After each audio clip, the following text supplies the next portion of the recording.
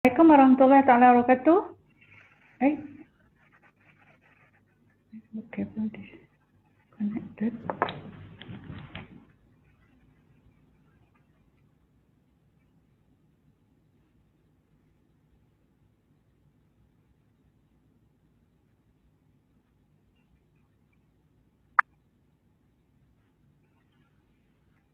Okay, Assalamualaikum warahmatullahi taala wabarakatuh. Waalaikumsalam warahmatullahi wabarakatuh. Alright. Waalaikumsalam warahmatullahi. Okay. Prof. Ahmad, where are you?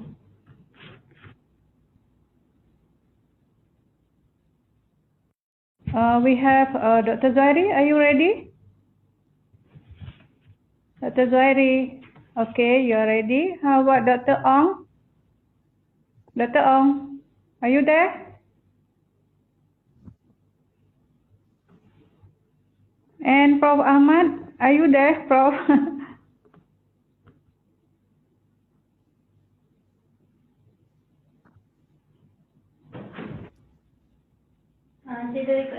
Oh, thank you. Still waiting. We have now 20. Okay, 20%. We have actually about 50.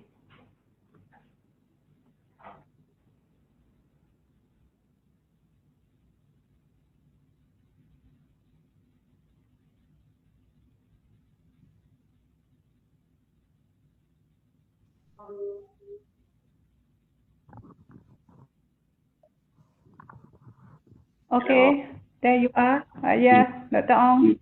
Selamat pagi. Yeah. Baru habis meeting ni.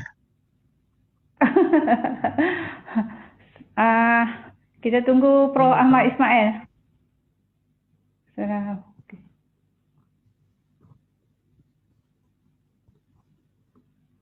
Where is Prof. Ahmad?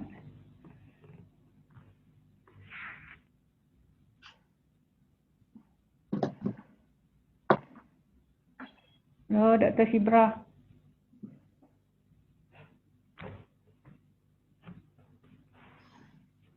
Mr. Kamarudin, how are you?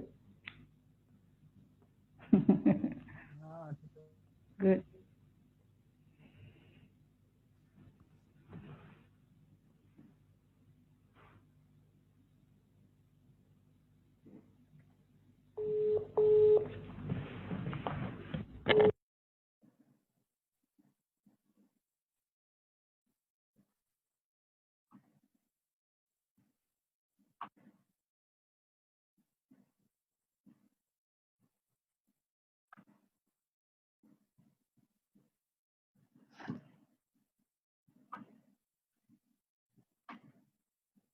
Hai Prof Jalal.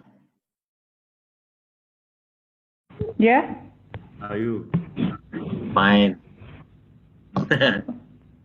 Long time no see. Yeah.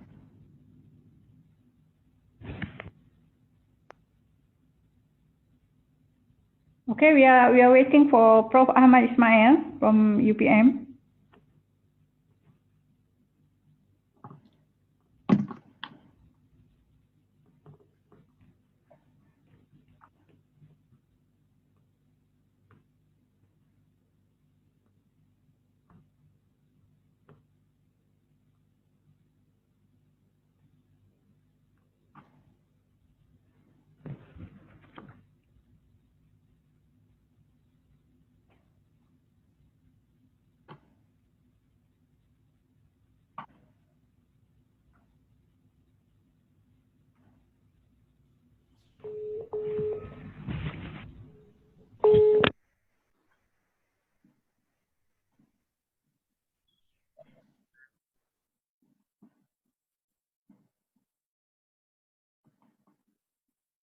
Prof. Zaleha.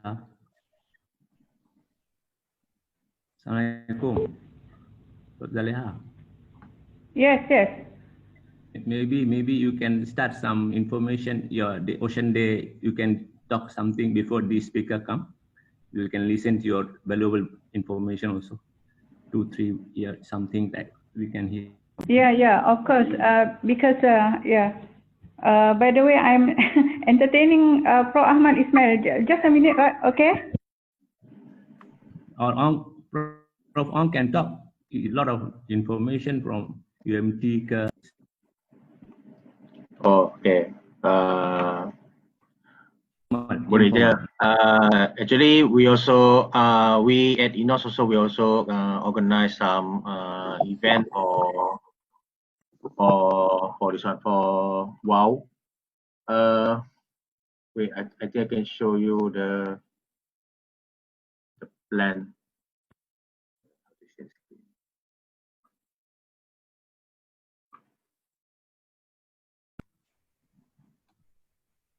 So I don't know whether you'll see or not the screen for the takwim for the World Week. So this one we will see. And tomorrow actually we have a session with all the research young researcher from Faculty of Science and Marine Environment. So we start at 10. So I'm the moderator of this program actually. So we will introduce 8 researchers from our faculty, and they will share their field and their current research and others.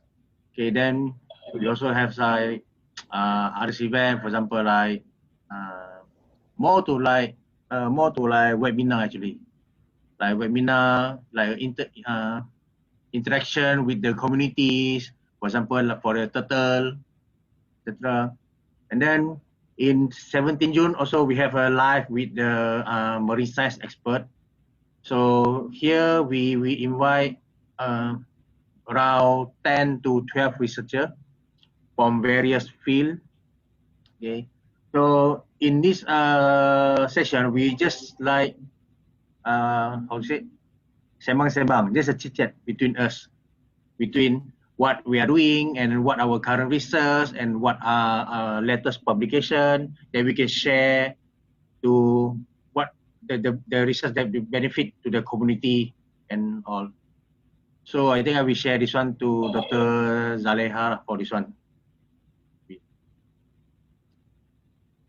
Okay. Okay. I think while waiting for Pro Ahmad, are you there? Okay, Pro Ahmad is already there. So we can start now. Assalamualaikum warahmatullahi taala wabarakatuh. Bismillahirrahmanirrahim. Today we are gathering here to discuss many things under this e-forum. So we welcome all the participants. They are from different departments in UIA Kuantan, Gombak, including the academician and also administrative staff, as well as postgraduate and undergraduate students. And we also have researchers and students from other universities. At the same time, we have people from industry like Encik Kamaluddin Jauhar, welcome to join us today. And we have also other industry with us. And thank you very much for participating in this program organized by INHART Kuantan.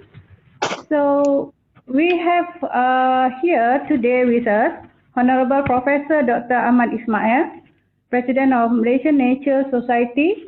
He is a professor in ecotoxicology and wildlife from Department of Biology UPM. And we have also Associate Professor Dr. Ong Meng Chuan, a marine pollution expert from UMT, and also Assistant Professor Dr. Zuhairi Ahmad, a marine GIS and remote sensing expert from UIA. And I'm Dr. Zaleha as the moderator for today's forum. So our topic is impact of COVID-19 to natural resources and environment sustainability.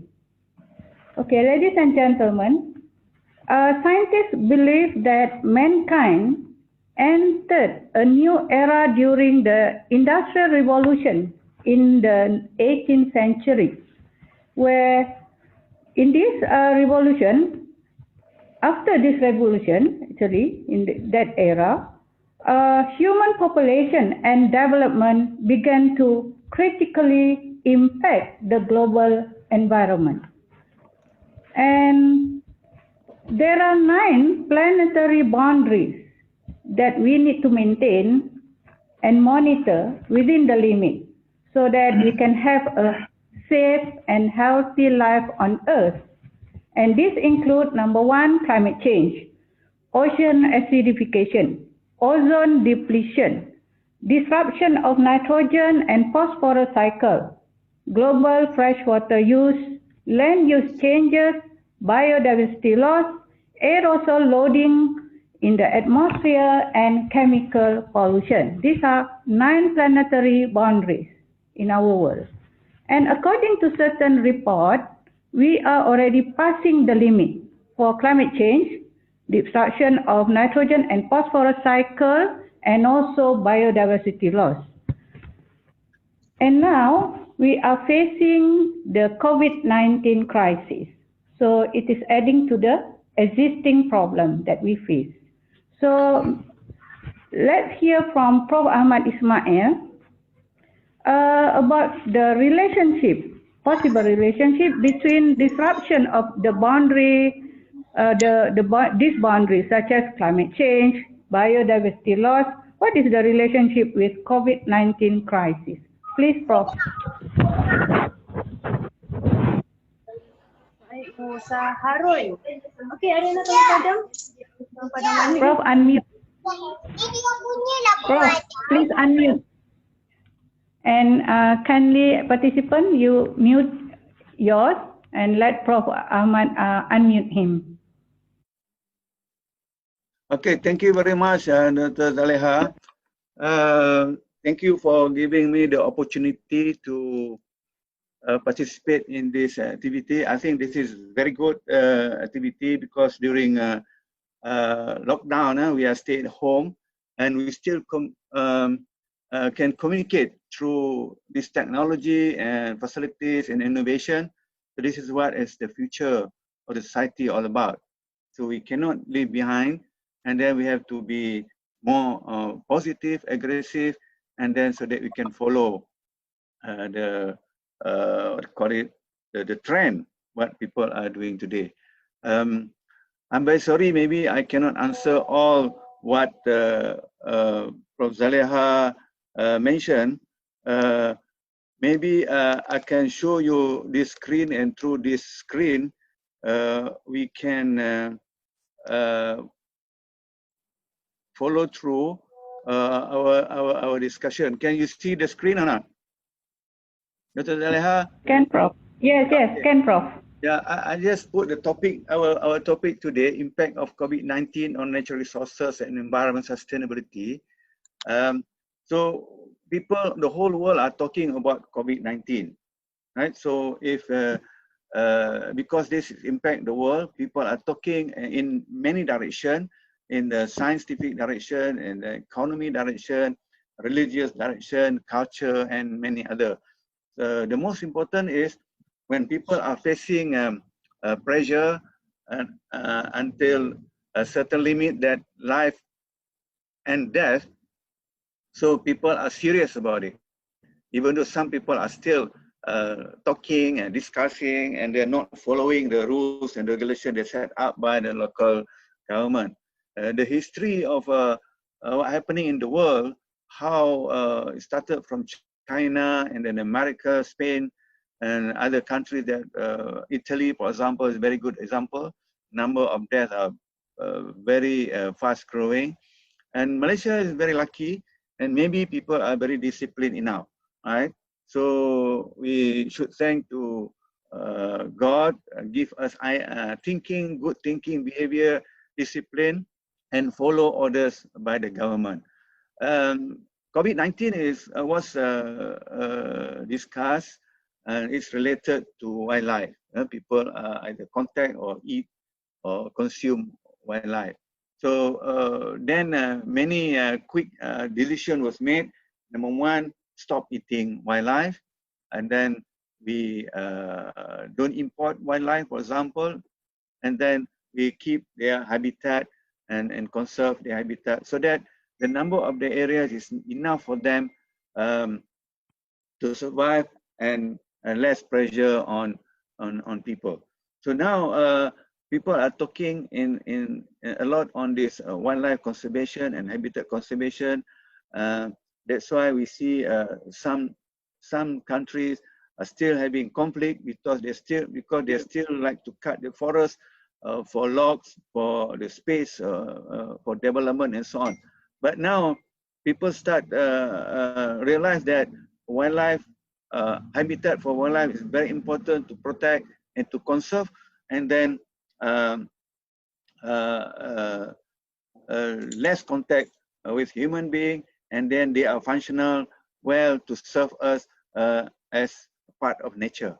So people contact and consume with wildlife first was discussed and related to COVID-19. So after COVID-19 was a problem for human beings, for the survival. So quick action was lockdown. So people have to stay at home and don't move, and then no activities, no transport, no people on the road, and no construction. So this is where we can see the changes in the environment, the quality of environment. We can see less smoke, less greenhouse gases, less noise, less dust, less surface erosion, less people on the road, less people on the beach, no movement on the road and the coastal area. So this is how the nature all about, how people talking about nature are reclaiming, but actually because of anthropogenic activities, because our behavior, because our habit, our discipline, our respect to nature. But how far people thinking that way? And we can see after the lockdown is open, people can move like usual. You can see environment will change again. So that's why there are many papers now. This is opportunity to write papers, actually submit to the journal, because anything to do with COVID-19, it is very quick to publish. You know, I also have few papers. They send it to me, few manuscripts to review, and they are pushing me to read quick, must publish in 1 week. So this is how scientific community responded to this COVID-19. They do research, they do review, they give opinion, and put it on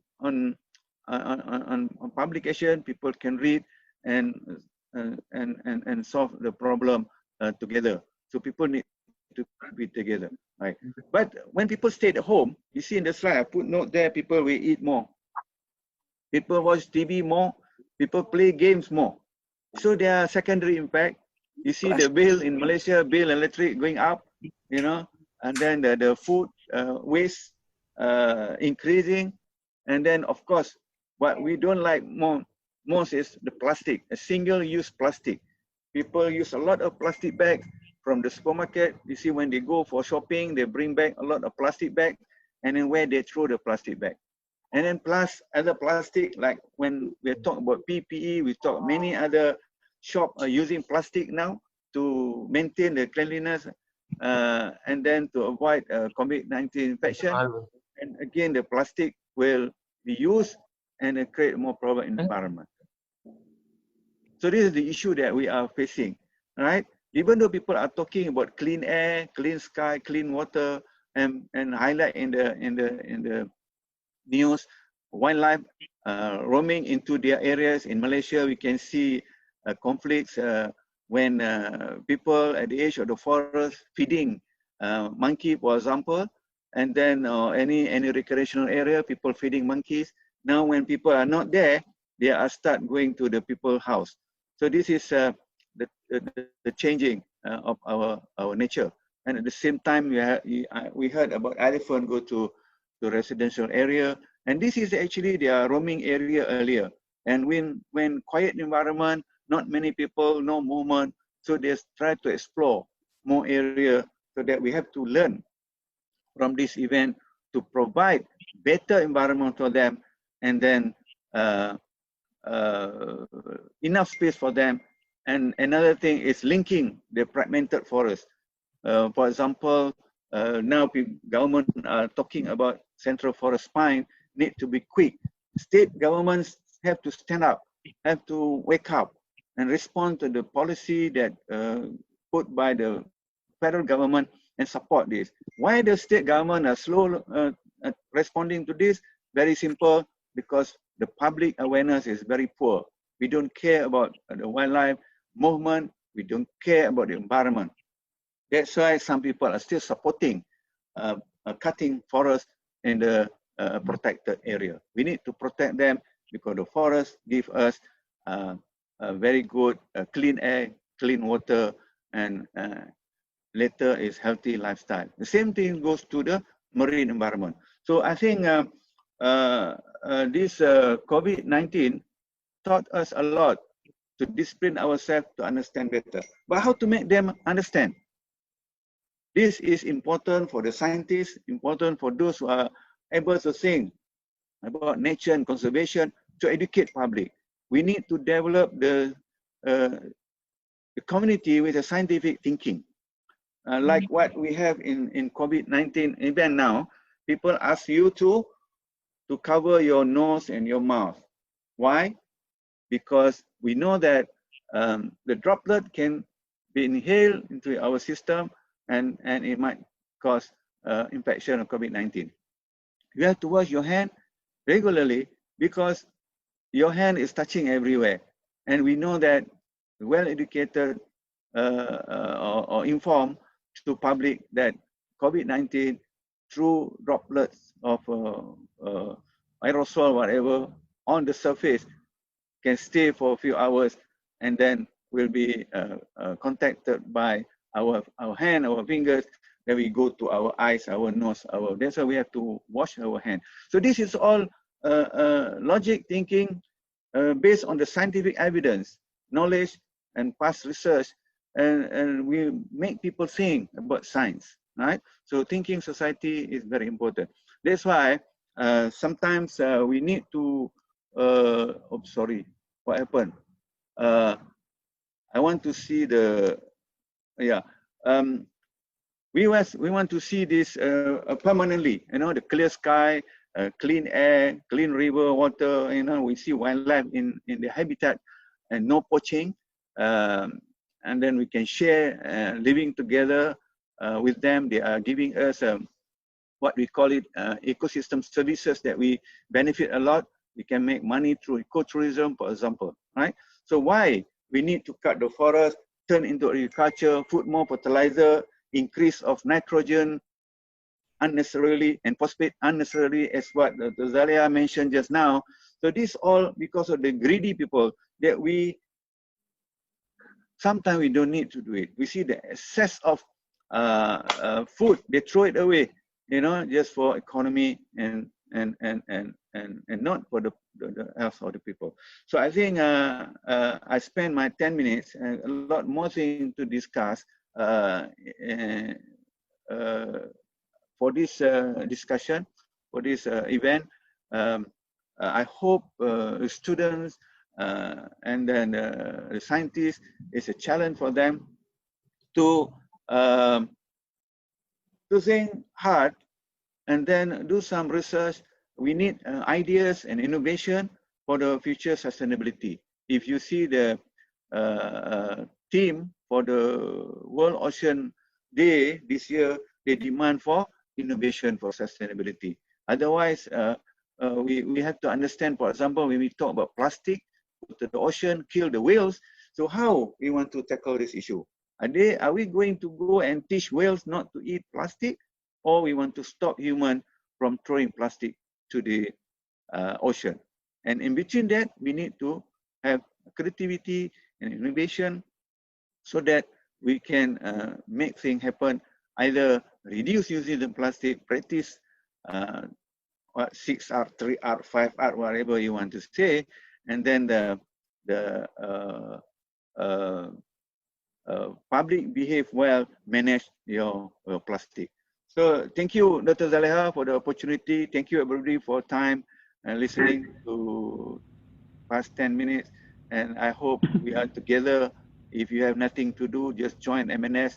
We do something together, save our nature. Thank you very much. Thank you, Prof. It's a very good infograph for us to learn more about the relationship between COVID-19 and the natural resources. At the same time, thank you for a very important remark between what can we learn from the whale and also the human, whether we need to teach the whale not to eat plastic, or we teach the human not to send our waste to the sea. Okay. In relation to that, okay, as we look at more in the aquatic environment is the cover our Earth larger in large area. More than 70% of our Earth is based on the aquatic environment, and we can see that natural resources are mostly found in the aquatic environment, and also wildlife also depending on aquatic environment. So COVID-19 crisis could possibly cause further uncontrolled exploitation. As Prof. Ahmad said just now, yes, we try to be good and stay at home, but at the same time, once the MCO is lifted, we try to revive our economical activities, and we start to exploit more. And aquatic environment normally will experience more exploitation, where we can get our fish and so on. So this could push the chemical pollution boundary beyond the limit. Let us listen to Dr. Ong about the possible effect of COVID-19 on the present marine pollution in our water, deeper from what Prof. Ahmad has been discussing just now. Please, pass to you, Dr. Ong. Okay, thank you, Dr. Zalia. Thank you for inviting me in this forum. So before I start, let me introduce myself. Okay, I am Dr. Ong. I'm from UMT. Actually, I'm a Marine Science Program Coordinator, and my field is in marine pollution, specifically in metals pollution study. So my research interest is more to metal analysis in sediment, also biota, sedimentology analysis, sedimentary rate analysis, and also health risk assessment. Okay, so actually, when we talk about the impact of this killer virus, actually not all have negative impact to our environment. So yeah, I agree with Prof. Ahmad just now. So we have the good and also we have the bad impact to our environment.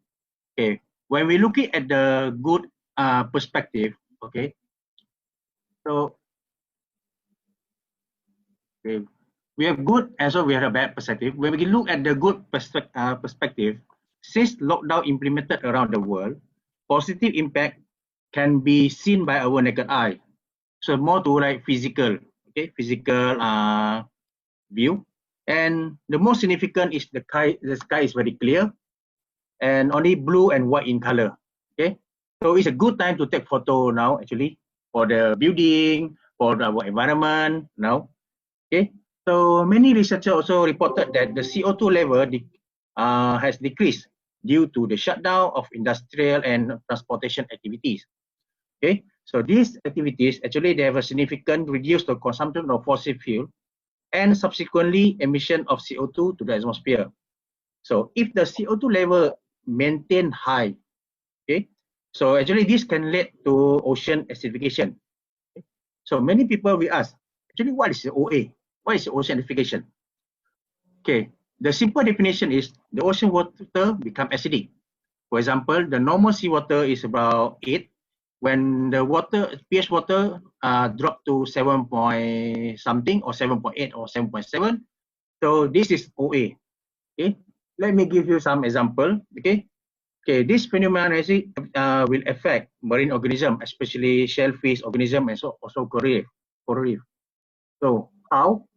Actually, we can do this experiment in our home also.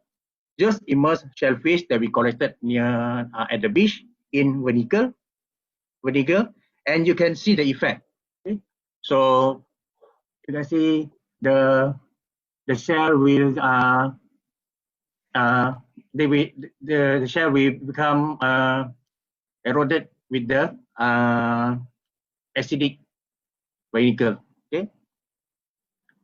Then beside that, the seawater also currently many scientists also reported the seawater is less turbid now. We can have a very clear example. For example, in Venice, actually, the water have clear and many marine species have appeared that were not present before the pandemic. So during the pandemic, before the pandemic, maybe this species they are staying outside of the canal. But during the lockdown activities, so there's no tourism activities, all the boating boat has been stopped. So all the marine organism has back to the canal. Okay. So since the boat the main activity is there, this activity actually they create a great water flow, and they're steering the sediment at the bottom. Since the canal actually in here is very shallow, maybe it's only 1 to 1.5 meters depth. Okay.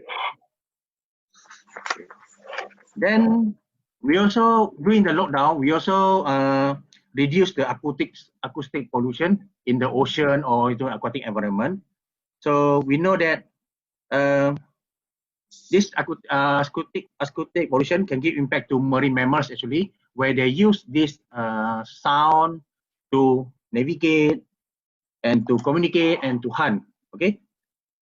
So actually this pandemic also associated with the reduction of acoustic pollution in both terrestrial and also marine environment. For example, terrestrial, maybe now in this beach, they already have some turtles come and lay their egg because there are no human activities there, and so on. And during lockdown, because all shipping activities has been stopped or less operate, so these marine animals actually now reported they can seen at the nearby near shore area, for example, like whales, dolphin, at the near shore area. Okay. Then beside that, the biological productivity in the ocean also improving. Okay, so you will know that the productivity fuel life in the ocean. Okay, drive its chemical cycle, and also it can lower the atmospheric carbon dioxide. So we also know that the oxygen come from the ocean, mostly come from ocean because the abundance of phytoplankton in the ocean. Okay, since the sky is clear now, okay, so more sunlight can penetrate into the water column. So this can increase the photosynthesis process by the phytoplankton. Then how about the fishery resource?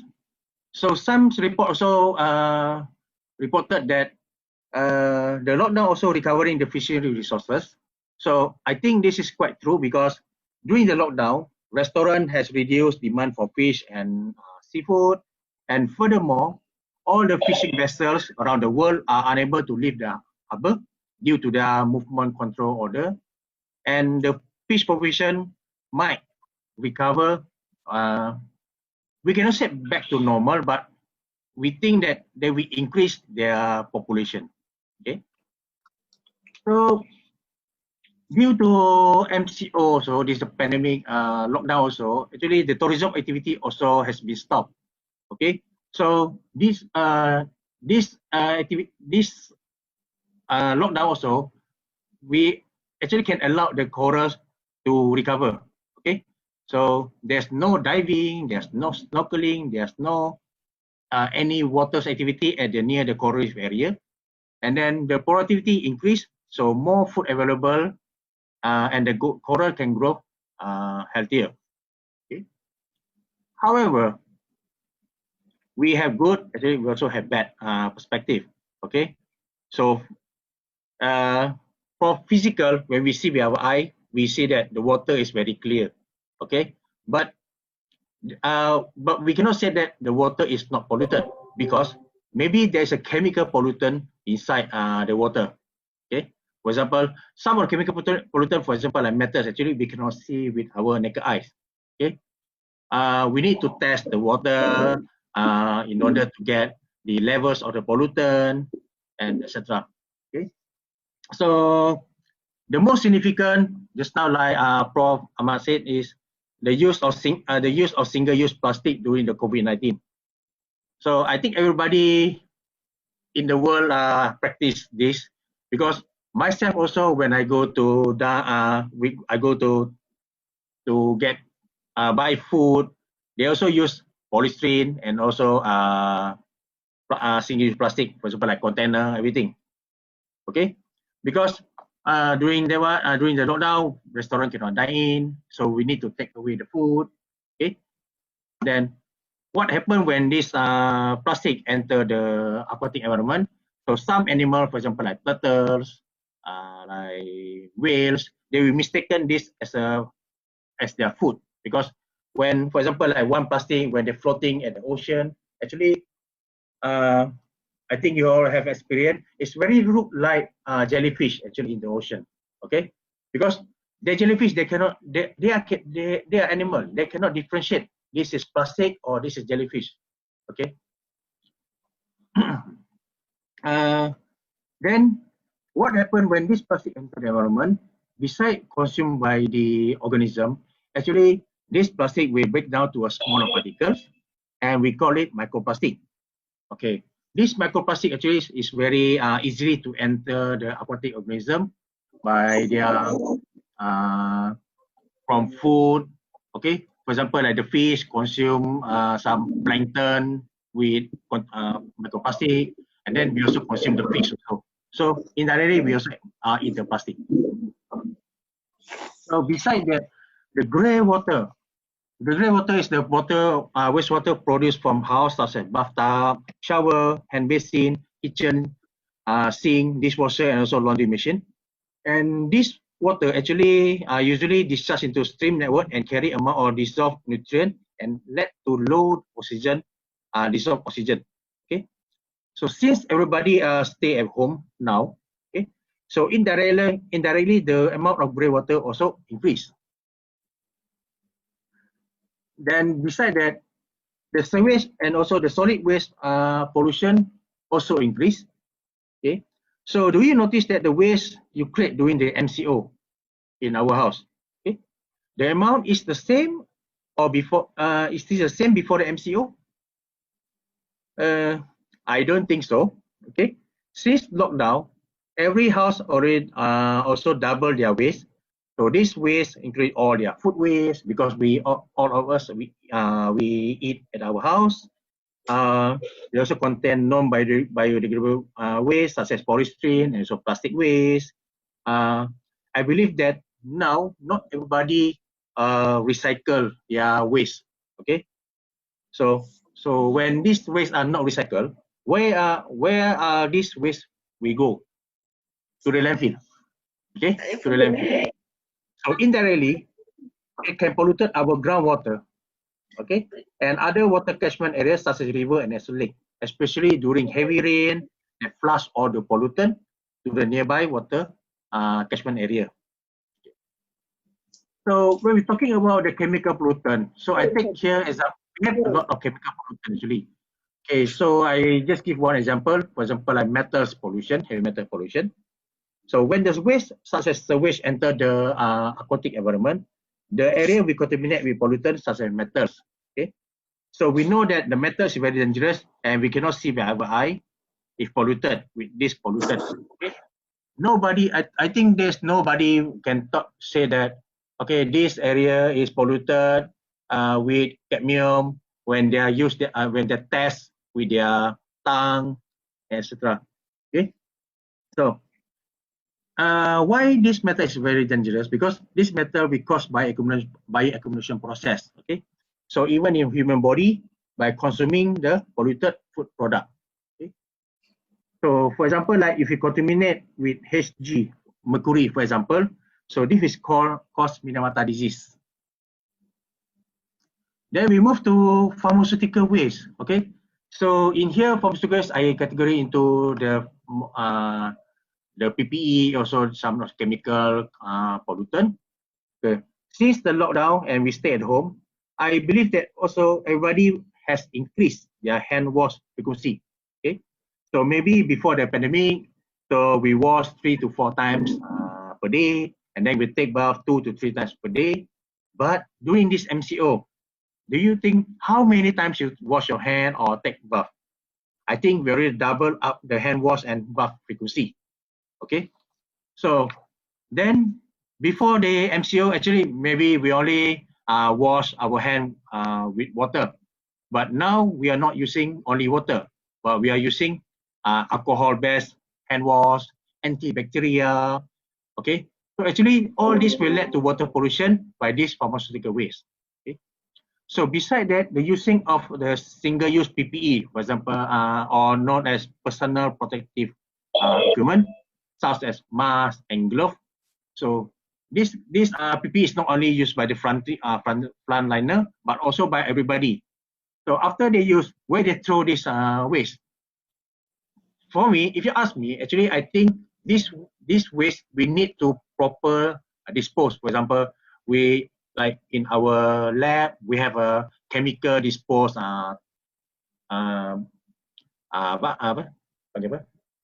tank, and also we have a normal dispose.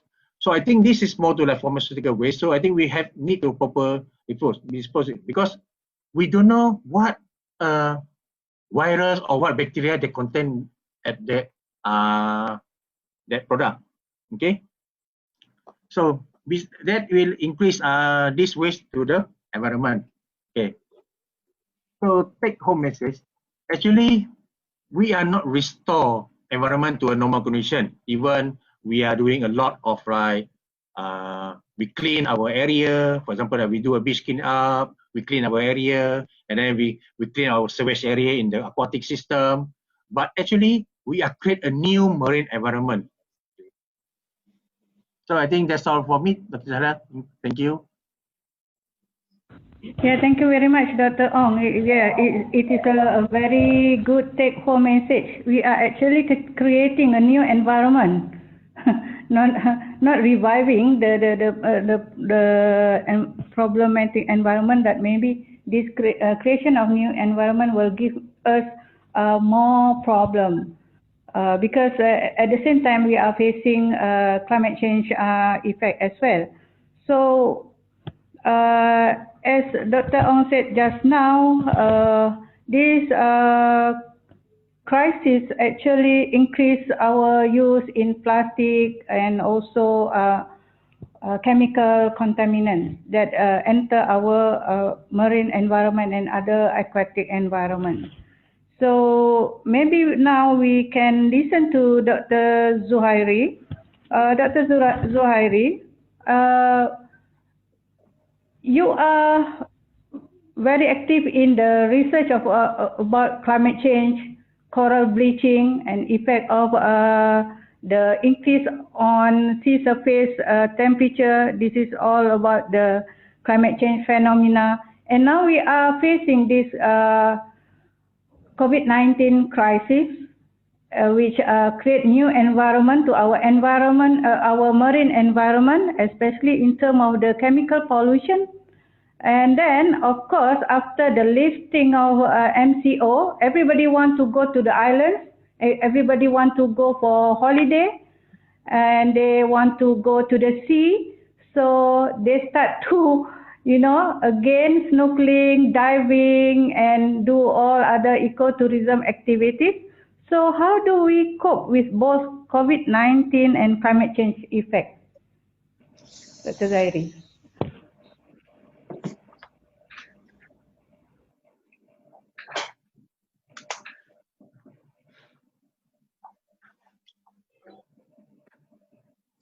Regarding this question, actually, the spread of COVID-19 actually has had far-reaching impact on public health, and the economy, and also our way of life. So we have various restrictions. We have social distancing, we have travel restriction, we have border closure, and also other emergency requirements, PKPD, and this actually affect everybody. this affect everybody. So I would like to add to points by Prof. Ismail and Associate Professor Dr. Ong regarding this climate change.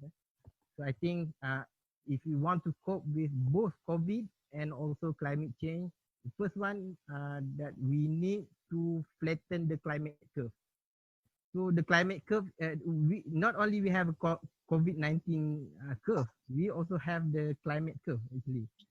So one of the most important things that we learned so far that urgent turn action can actually turn a crisis around.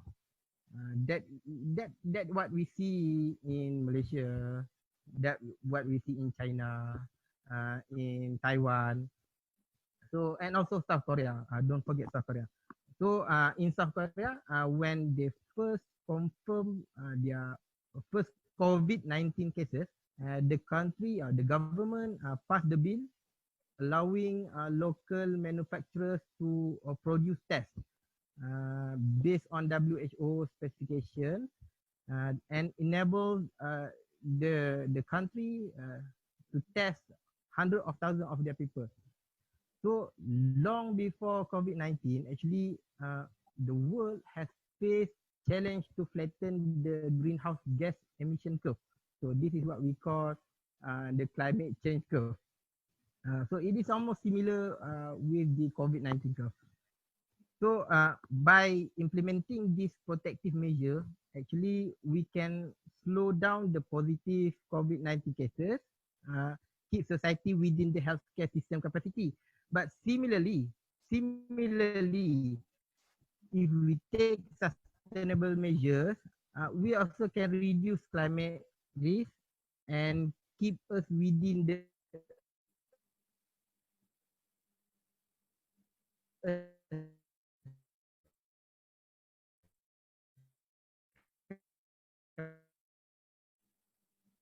Dr. Zuhairi, we can't hear you. Oh my God. Dr. Zuhairi? by flattening the global climate change curve. So that, do you hear me? Hello? Oh, good. Hello? Where do Yes. the stop? Sorry. Okay, just carry on. About the curve. The curve. Oh, until what? I think the point of implementing protective measure. Yes. Yeah. So if we implement the protective measure, we can actually slow down the COVID-19 curve. But I think it is similar to the global climate curve also. If we take the sustainability measures, we actually can reduce the climate risk. It is similar. So the second one I would like to add in how we can cope the COVID-19 together with this climate change is the shift of society behavior. Okay, so actually the COVID-19 outbreak has triggered the world's largest experiment on remote working. Okay, and then business organizations are investing lots of resource into system for remote working, including taking meetings and conference online, forum online like what we're doing now, kan. Jadi so many employees and employers actually are accustomed to this way of working, and if we can form new habit, actually we can start recognize the benefit of flexible work arrangement. So beyond the pandemic, we have an opportunity to reevaluate the necessity for let's say business travel. So why would you like to take 4 hours flight or 4 hours driving to attend a business meeting, which we can do by Zoom call, which also can help to reduce our carbon footprint. So I think this is the new norms that they're talking about, which help the climate change, help to flatten the climate change curve. So should at least some of these work habits persist beyond this crisis, we will see lasting impact on carbon emission, especially in the transport sector, because transport sector is one of the most, the highest contributor to the carbon emissions. So actually, COVID-19, changed the way we work, the way we live in matter of months. Kan? So the question is, will this new norm trend persist in long run? So if it persists in the long run, so we will have a good, curve for our global climate change punya curve, kan? So that's what we hope. That is what we hope. And the third one, I would like to suggest that we need to stay within our planet limit. Over the last 2 decades, experts, have warning about our biodiversity loss and disruption of ecosystem. And then right now, we can see our planet healing while human activity come to a standstill. Okay, so if we do not take this opportunity to keep this new trend, and if we do not respect the limits of our planet, I think we are setting ourselves up for disaster. Because we are almost on the path of reaching maximum 3 degrees Celsius for temperature rise in this global warming. So it is a disaster actually. And then you can see the food security, supply chain actually has been disrupted. And this is also likely something like scenario in a climate emergency. Okay. And from political and business, business leaders, political leaders, to civil society, local communities, actually we all need to respond to the climate crisis together with policies, regulation, actually to reduce our carbon footprint, which is, it is actually a new norm. And we want to establish a socio-economic. That is the my point for how can we cope with COVID-19 together with the global climate change. Okay, thank you, Dr. Zaleha. Okay, thank you, Dr. Zuhairi. Actually, we still have time. The host told me that we can attend to 12 p.m. Oh, okay. Never mind. Okay. So it is good to listen about this climate change, climate curve or greenhouse effect curve. We are very every day we heard about to flatten the COVID-19 curve, right? But actually, this climate curve has should become earlier. If we know about this curve, that we need to participate to contribute to flatten the curve, and everybody is well informed and have awareness. So maybe now we can cope with the problem in better condition, in better position. But by the way, it's never too late. Okay, we know we want and we are able to flatten the COVID-19 curve, and but of course now we know we can also contribute the same commitment to flatten the climate curve, because by flatten the climate curve we can chase away this COVID-19 crisis faster, and then we can have a sustainable environment more in our country and also in the world. So that's the end of first session. In the second session, maybe I can let the panel or anybody want to ask question now? Panel is ready to answer. May I Yes? ask one question? May I ask? Yeah, sure, sure. Okay. Actually this is a suggestion and also maybe can be discussion to especially Prof. Ahmad Ismail. Assalamualaikum, Prof. It's Jalal here. Prof. Ahmad. So my thing is actually this COVID. What happened actually? This COVID teach us. Where This are you? I that means. cannot see. Oh, you want to see me, Prof? Okay, Prof. Okay, Jalal, yeah, right. Yeah. So, what actually we can see that this COVID show us something that lesser the human activities. Better the environment, right? Yeah. And then also we got some lesson that like human, we also locked down. They also same thing when animal become locked down throughout the year. They never get chance to come out, and they never show us their activities and they need also good environment. We can see this one.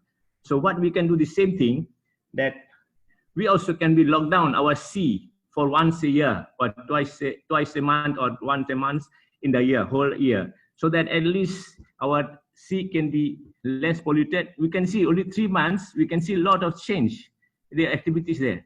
So we can do this one because this is only thing is policy, because you see now people are disciplined. We also see the nice thing that people can be disciplined if proper policy, proper law enforcement.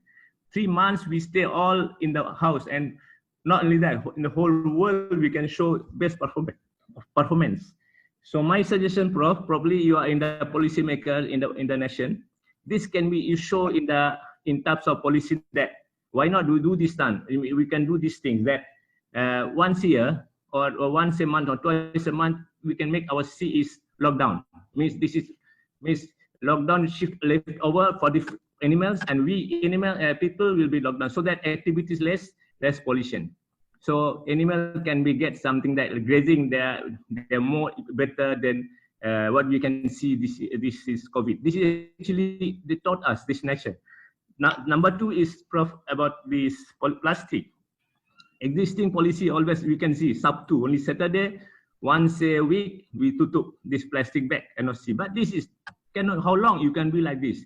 We can do the same thing. Some third world countries already started paper bag and also biodegradable bag. So we can show straight away our industry possible. We can make plastic bags straight away and then also biodegradable bags, so that plastic bag totally out. Only sub 2 you stop, and you cannot make something like that. So people also buy onto something and they want to carry. So this can become in the policy, and actually this COVID show us a lot of idea, and we can be disciplined. Actually, people are disciplined, just proper policy and law enforcement. I think what you think. Thank you, Prof.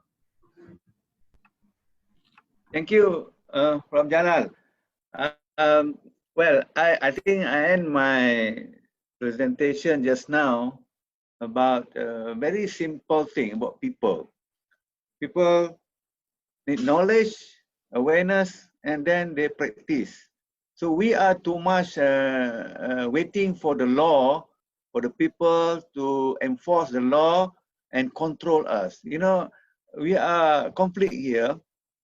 At the same time, we demand for freedom. We want to be free, do whatever we like, right?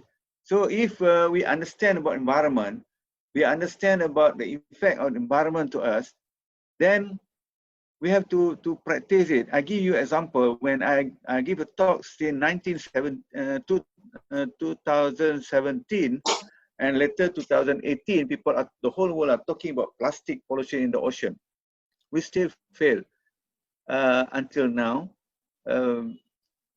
How far we understand about it, and then how far we practice it. We mentioned Malaysia is number 8 in the world. China is number 1. And the question how far is true Malaysia is number 8. Number 8 is just a number.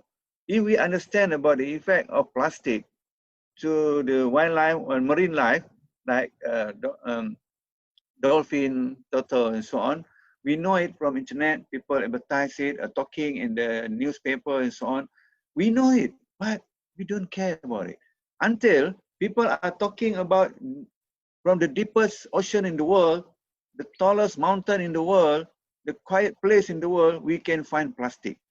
Then plastic break down to small pieces. We call it microplastic.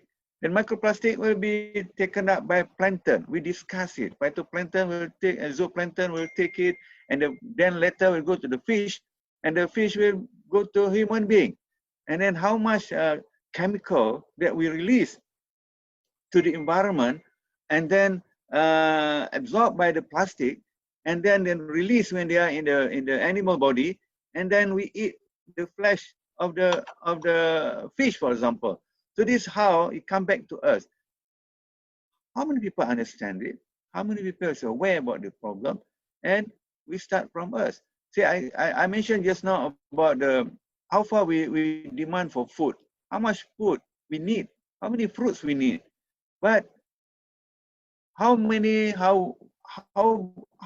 of the area they clear the forest and change or converted into agriculture area, and how much plastic, how much pesticide they use, how much fertilizer they use, excess fertilizer, excess nitrate and phosphate go to the environment. We heard about algal bloom.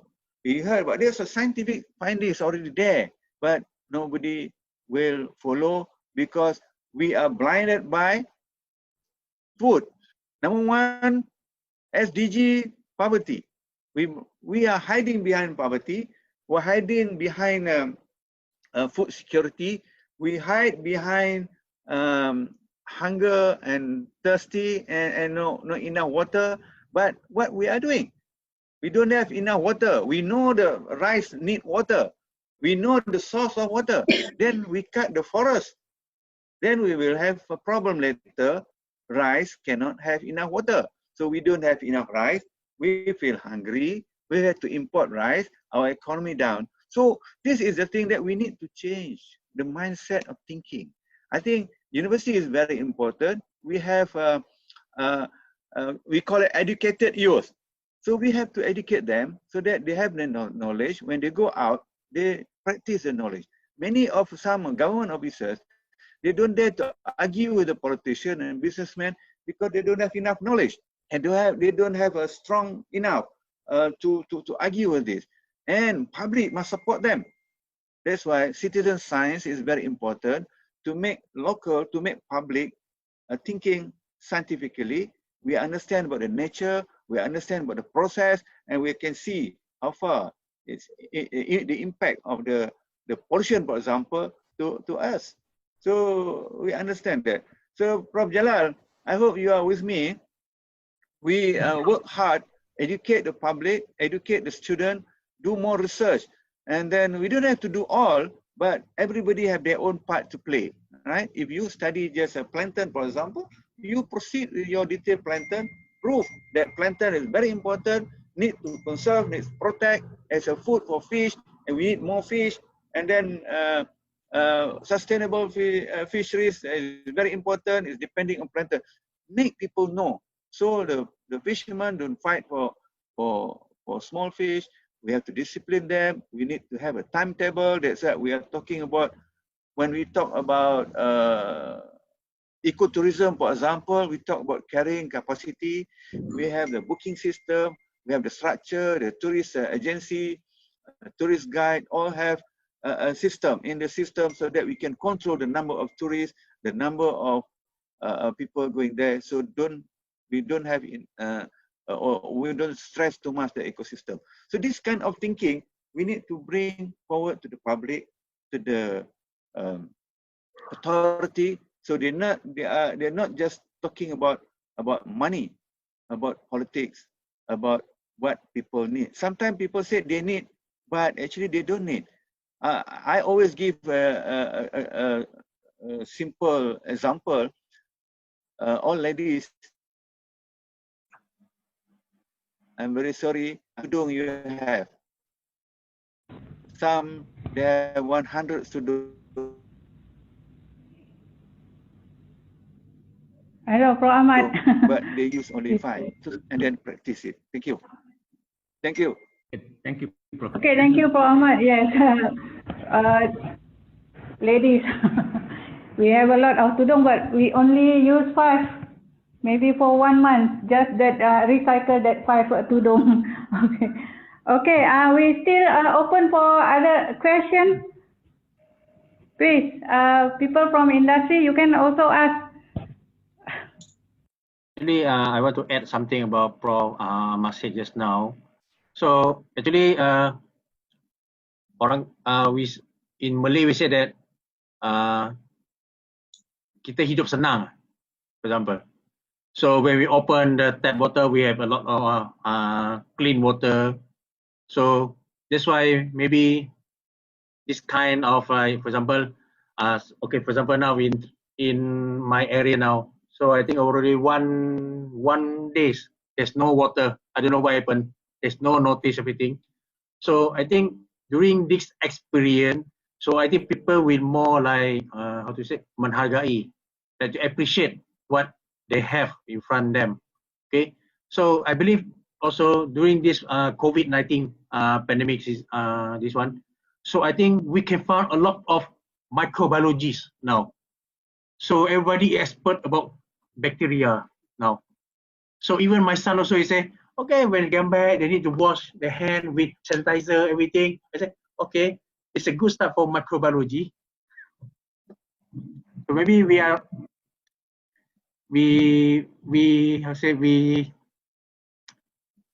don't have this such problem because we don't have like, for example, like in Japan, we have Minamata disease. So in Malaysia, we don't have this disease. So once this happen, I think maybe people will more alert about this one. For example, like now tsunami, when there's an earthquake, everybody will move. Will not go to the beach, so they will go to the higher place, etc. Yeah, okay. Thank you, Dr. Ong. Very good remark. Any more questions?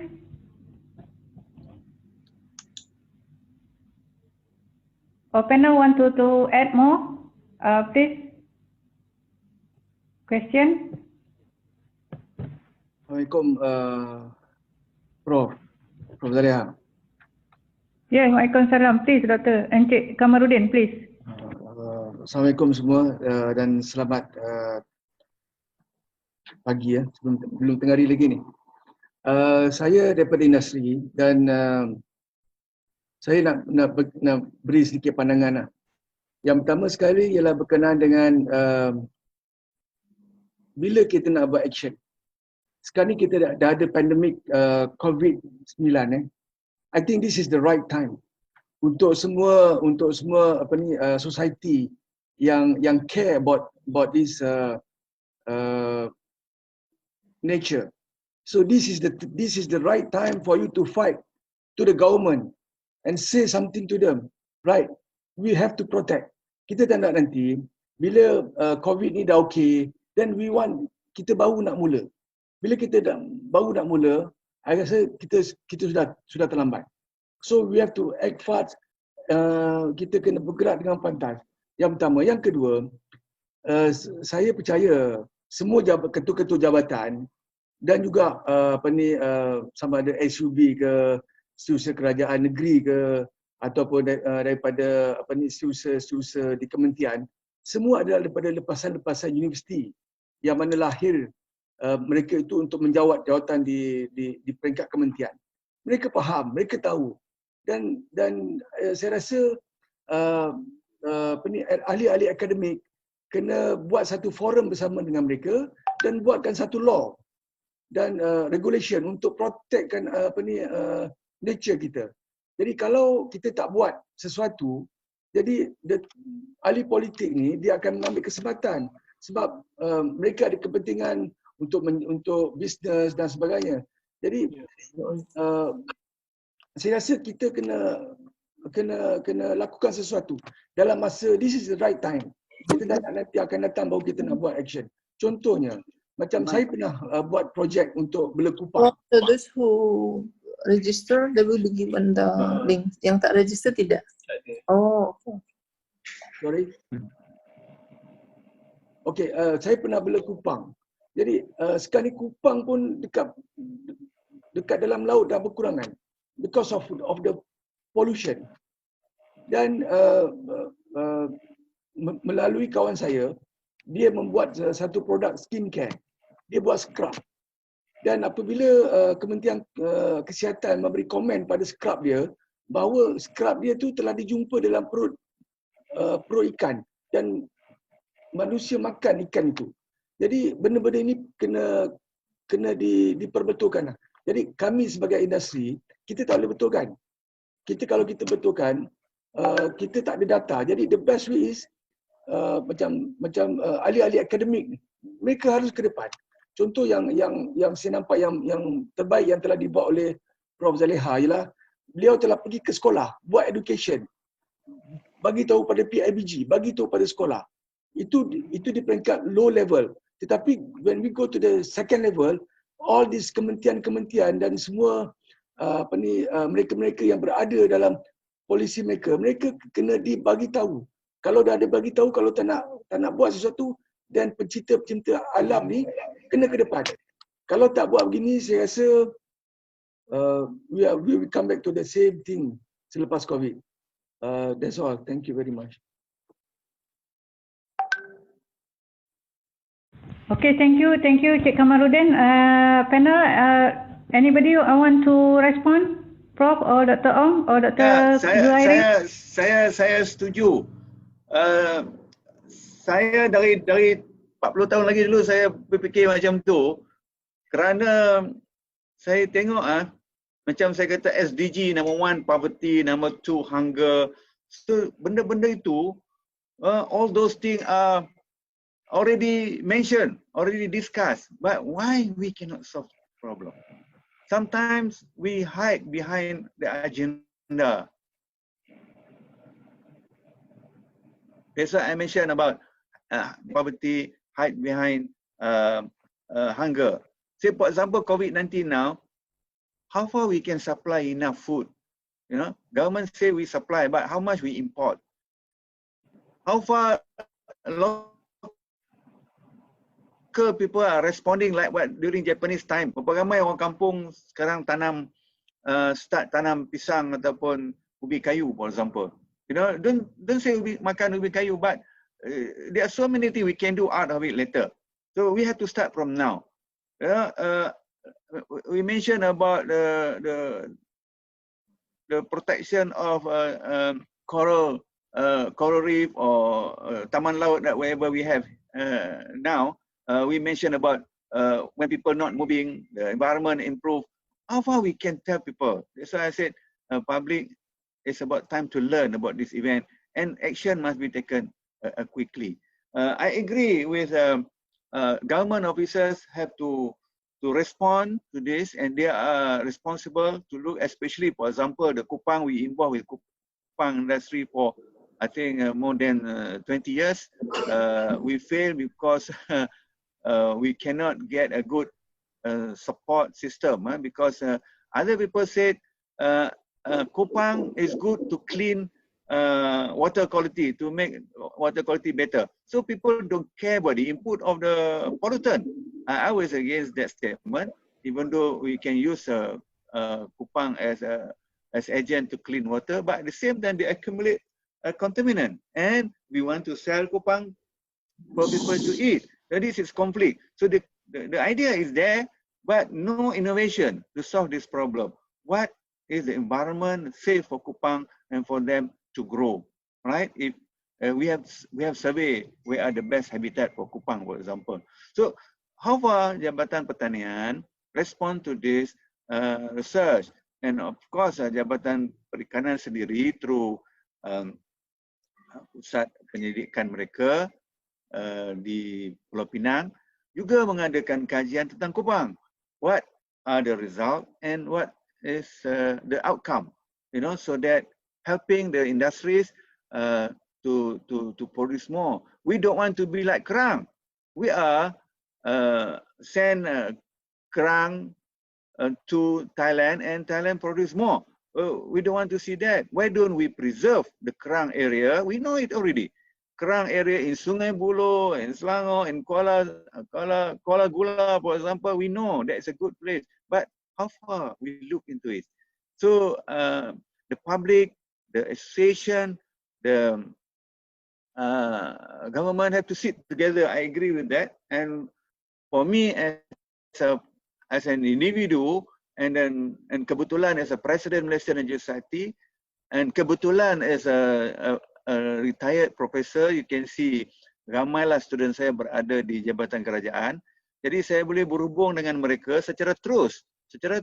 Begitu juga kita ada hampir 500 sekolah yang menjadi ahli kelab pencipta alam MNS yang kita boleh saya boleh berhubung terus dengan mereka, dan malangnya kita hadapi masalah kerana ada limitation dari segi pada saya takutlah untuk meneroka dalam pembangunan pengetahuan dan ilmu kepada masyarakat. Kalau kita jadi ketua pendidik, pengetua sekolah misalnya, kita tak perlu takut dalam memberi ilmu-ilmu baru kepada murid dan masyarakat setempat. Jadi peranan MNS, saya rasa apa yang saya buat sampailah, cuma tidak berjaya 100%, kerana bila people cakap pasal NGO, mereka kata against the government. This is wrong. Masyarakat kita perlu diubah, dan maybe semua dalam grup ni boleh bersama saya so that kita ubah masyarakat. We go right to the grassroots, and then don't let Dr. Zalia seorang saja sokong saya, semua mesti pakat sokong. Prof Jalal yang kuat juga sokong. So we work together. We change the community in Kuantan, we change the community in Johor, so that we can showcase to the Malaysian community. Thank you. Thank you, Prof. Ahmad. Okay.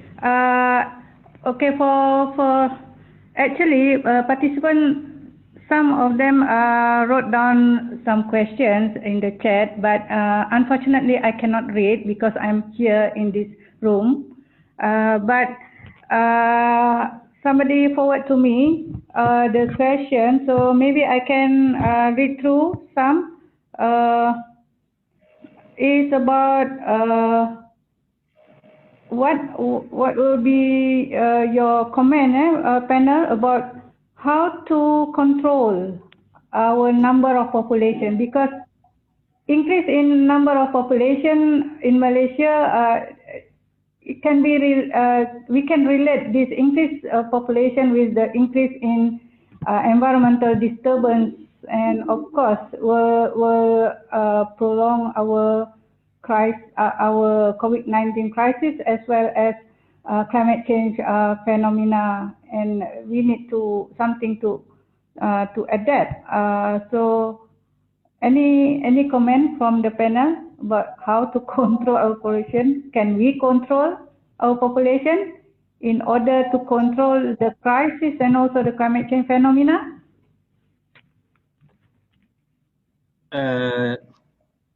You mean that we have to control our human population, or what? Yes, birth rate, for example. So I think several countries in the world already have this control population.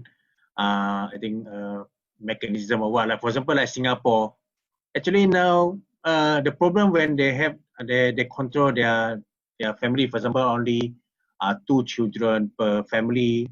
So after a while, so actually their population become like how to say, macam static. Dia tak naik, dia tak berkembang. So there's the gap between the old dengan young je sangat tinggi. Okay, so then now actually what happened in Singapore now, actually they encourage their orang dia untuk tambah orang dalam family, and then they give peruntukan for them. So when you say what to control the population, the government Malaysia, actually in my opinion, actually it's not very easy because if we compare, because I'm studying my PhD in France. Okay, so in France, if you want to grow from a baby to adult, actually it's not a very cheap. It's more expensive because the cost of living is very high. Okay, so I think in Malaysia, I think we have quite a cheap when we want to membesarkan seorang anak lah kan. So nak control, how we want to control? So actually, it's quite difficult to answer this one because when we say we control, some of the one do not agree, and then some will we agree. Okay, for example, I believe that now more educated people, they have less children now. For example, only 2 to 3 max, I think now. So this is current generation, but we don't know that what happened to next generation. We don't know because maybe during the next generation they only have one children in their family. Okay, so because the resource, actually the natural resource in our country actually is quite a lot can support our the population in our country actually. Okay, but we are not exploit how to say, berkesan lah orang kata. For example, like, okay, for example, we can use solar energy, but how many industry yang dah explore benda ni?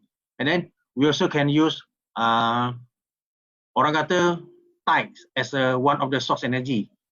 Okay, so I think when we use this macam sumber-sumber green energy, so with our 30 million people, I think there should be no problem lah, because we are not relying only in one source actually. So maybe others can add. Yeah, maybe I think I also agree with Dr. Ong. We actually, this is a very fragile issue. Okay. By the way, if we can do more sustainable environmental management, we can cope with the growing population, I guess. We still have a lot of resources, inshallah. Okay. There's one question about the carbon footprint. Maybe Dr. Zuhairi can talk a little more about this, Dr. Zuhairi. Dr. Zuhairi, are you there? Okay, never mind. While waiting, because Dr. Zuhairi's internet is not stable, by the way. All right, and we are reaching 12 o'clock now. Any more questions? Or I can call the panel to give a word, last word from each panel. Prof. Ahmad? Thank you, Luzaya. I want to repeat again because as an educationist, as a activist on environment, we cannot stop educating people, and then the public also cannot stop learning. With that knowledge, we have a good awareness and we know how to practice. So we talk about plastic pollution, for example. We know we manage it at home. We separate at home. We don't bring plastic home, and then we pressure the local authority to help us how to manage the plastic. So this is very simple. You imagine, I always say, why we pay people to manage our rubbish? So I think we are wasting our time. We don't save our money, and then we don't look at our future. So when you talk about the control population, by control population, you can control pollution. I think without education, you are not, you can do whatever you like, but you don't solve the problem. Education is very important. Public awareness is very important, and practice is very important. We work together, all industry, government, and NGOs. Thank you very much. Prof. Dr. Yeah, I agree with Prof. Mat, because actually we in UMT also we always have education how to say, talk to the student, and then we bring them to the island to love their nature, for example from snorkeling and discovery diving. So then we play game with them, so a simple game, because we have several from example like from standard 1 to standard 3 we have a different module, standard 4 to standard 6 we have a different module, and then for the secondary school we have a module, and then for the matrix we have the different module. So we create a different module for them. For example, like the small children, it's very basic science, to love science and to love the environment, especially the marine environment. Okay, and then we hope that they will pass this message to their parents. For example, like when they are going out, so maybe their parents throw their rubbish from outside their car, so maybe their children can like nasihat their parents. Oh, tak boleh buat macam tu, because macam ni. So I think this indirectly will the people will like, how to say, macam belajar dari anak-anak dia lah. Because kita ni belajar, kita takkan we takkan berhenti belajar. We always belajar sebenarnya, kan? And I think after the pandemic, maybe we can also, like, for example, participate in the program that our university or the NGO organize, for example, like beach clean up. So actually now in World Ocean Week, every year we also organize a beach clean up. So we manage to educate people, because we show to the people, the local people, okay, with this pollutant, with the plastic, what can give, what the impact to the organism. We show the video, the video, the turtles with the straw, we show them. So I think we hope that we already do what we can, okay? But the most important that is the community will practice, or will take note the message what we want to deliver actually, okay? So we know that when we protect our ocean, actually we are protecting our future.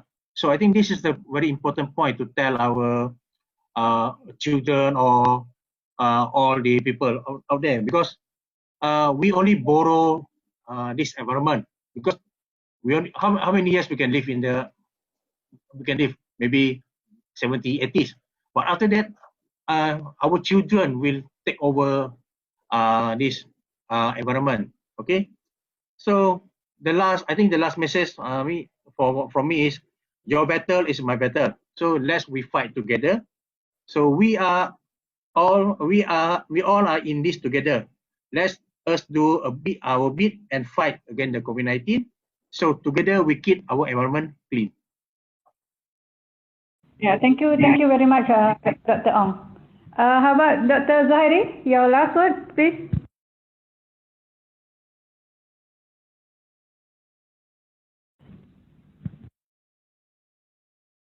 Sorry. Just 2 minutes. I think I agree with Dr. Anil comments that there are many levels of doing this, for taking care of the climate, individual, family, community, nation. So I guess I will not say anything, but I want to challenge everybody actually to take care of our environment, especially when tomorrow MCO will be lifted. So this is our chances to take our responsibility and play our role, at least our own level. Maybe you can reduce energy efficiency, or maybe you can reduce rubbish, or that kind of thing. I think that is the challenge. Okay, thank you. And thank you, Dr. Zahra, for inviting me. Yeah. Okay, thank you very much. So in conclusion, maybe we can say actually to manage the current crisis, COVID-19, as well as the climate change phenomena, we need to build citizen science, people with scientific thinking. Whether they are students, they are companies, they are industry, they are orang kampung or local communities, we need to create these citizen science, people with scientific thinking, so that they can see things scientifically. And then with that, they will be more proactive and give more commitment to the effort to save our environment for the future. So with that, I thank all of our participants and also panel for this very fruitful e-forum. Yang baik datangnya dari Allah, yang lemah itu adalah daripada kita manusia. Me as the moderator, I'm so sorry I cannot read through the chat questions, but I hope I hope it will be answered maybe later or during the discussion time. To close the session, let us recite Tasbih Kafarah and Surah Al-Asr.